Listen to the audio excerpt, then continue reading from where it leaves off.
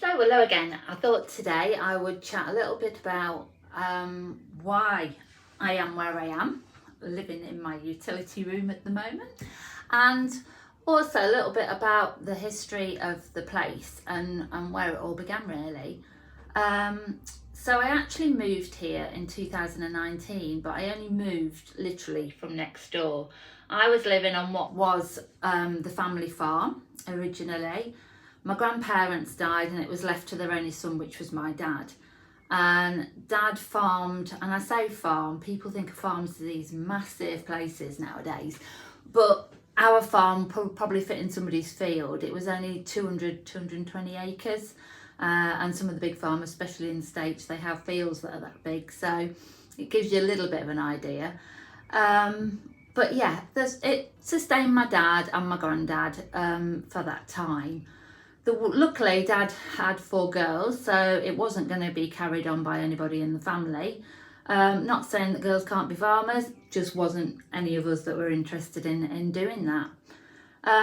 So when Dad died suddenly at 70, it was a bit of a shock, to say the least. I was living in the farmhouse then with my son, and it was a really tricky time because I was already there. It was a big decision, but I wanted to stay. I wanted us to keep the farm. So most of the land was sold off.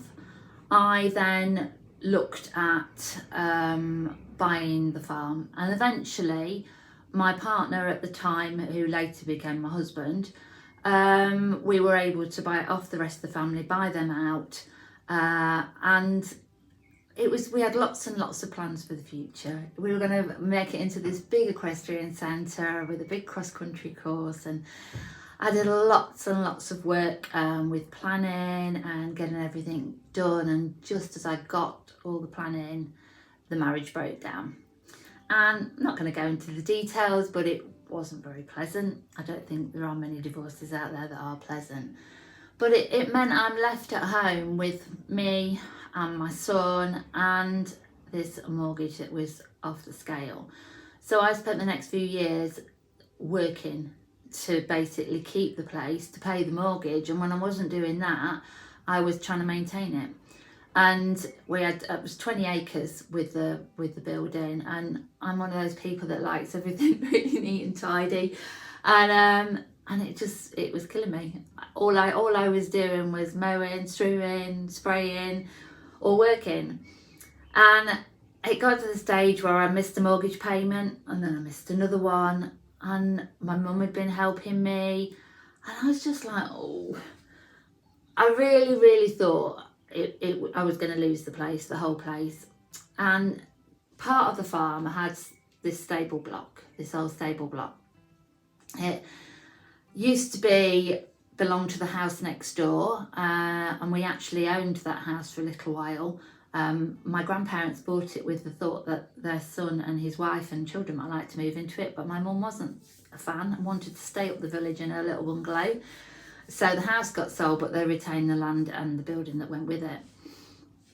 So we know it was actually a coach house. We know it belonged and stable to the house next door.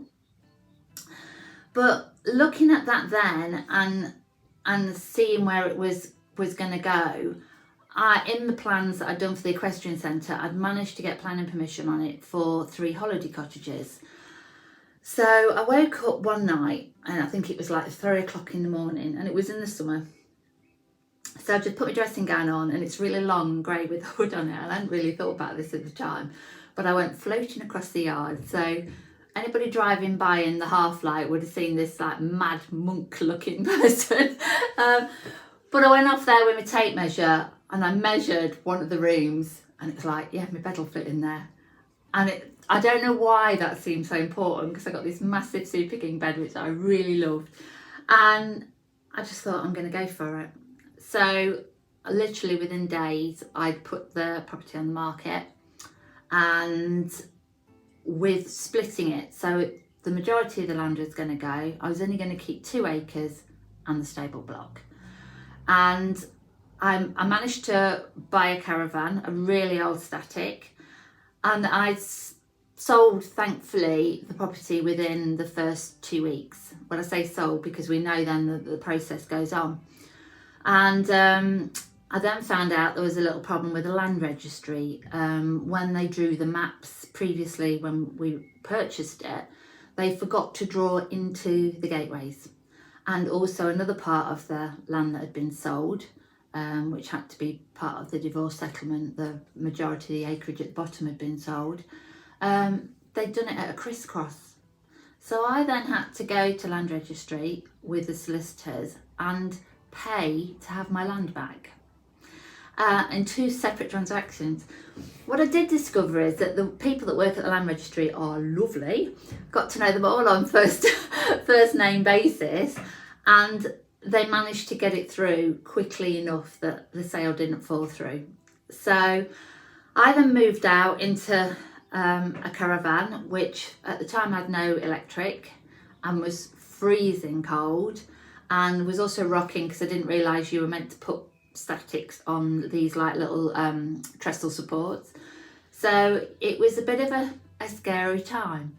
But I thought today I'm going to share some of the aerial photos, because my granddad was a sucker. Every time they came round with an aerial photo, he'd buy it, and we used to laugh and go, what are you buying those for? But looking back now and seeing the tractors and the cars and seeing how the farm progressed, I'm so pleased he did. So I'm going to share a little bit of the history, and then another day we'll talk a little bit more about how the story progresses. Bye.